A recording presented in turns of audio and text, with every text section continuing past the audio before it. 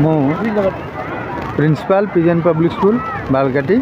आज डिसेम्बर 13 तारीख PGN public school तार वार्षिक क्रीड़ा उत्सव महा आडंबरे पालन करने को जाऊँगी।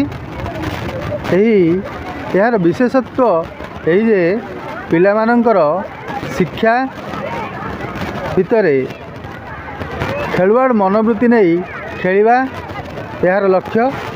स्वास्थ्य ही जेहेतु संपद तेणुकरी सेमानंकर स्वास्थ्यर सुरक्षा आम मानकर समस्तंकर कर्तव्य।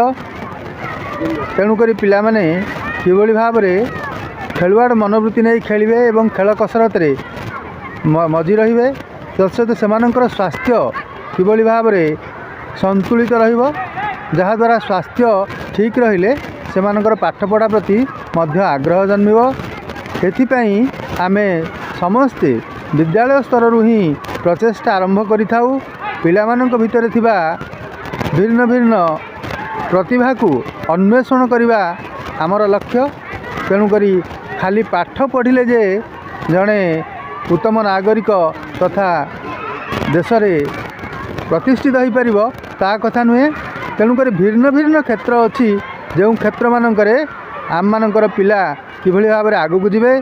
तेणुकरी आमे सर्वदा चेष्टित सेमानक भितर थिबा प्रतिभा को आमे प्रति मुहूर्त रे अन्वेषण करूँ।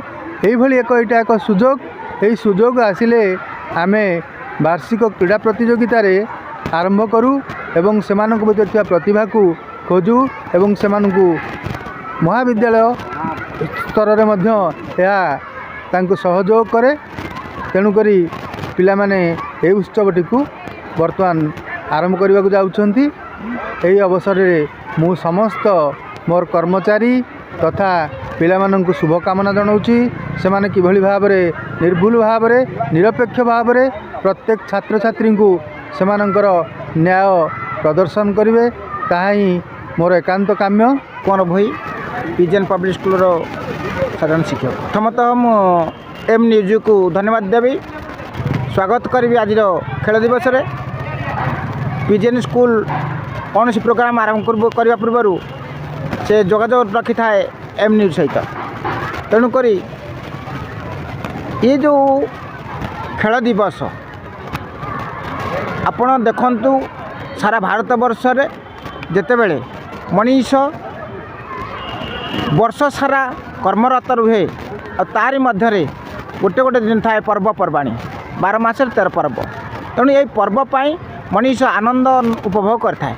ठीक विद्यालय मानकरे सही कथा को पाथेय करी प्रत्येक वर्ष पिला मानक मन रे हसखुशी आनंद उत्सव आनिबा पाई गोटे गोटे एनुअल स्पोर्ट्स एनुअल फंक्शन रखा जाए। कारण पिला माने व्यस्तता भितर थांती पाठपढ़ा भितर थांती चिंतित थांती। तेणुक गोटे गोटे वर्ष भितर गोटे गोटे दिन आम खेल न रखू ताले पिला मानक भितर पाठटा भितर लिप्त रहे से माने आगू जावाटा कष्ट हो। तेणुक विद्यालय होची एमती एक मंदिर इठी जेकोसी पूजक जाए जेकोसी भक्त जाए से सारा विश्व में नाम करता है। आज खेल माध्यम देखु सचिन तेंदुलकर हुंतु कि आमर दीप्ति चांद हुंतु कि आमर ध्यान चांद हुंतु यही विद्यालय से आरंभ कर विद्यालय पाठ पढ़ा सहित खेल को आगू आनी एवं खाली परिवार नुहे समाजर देशर जातिर नाम रखि था।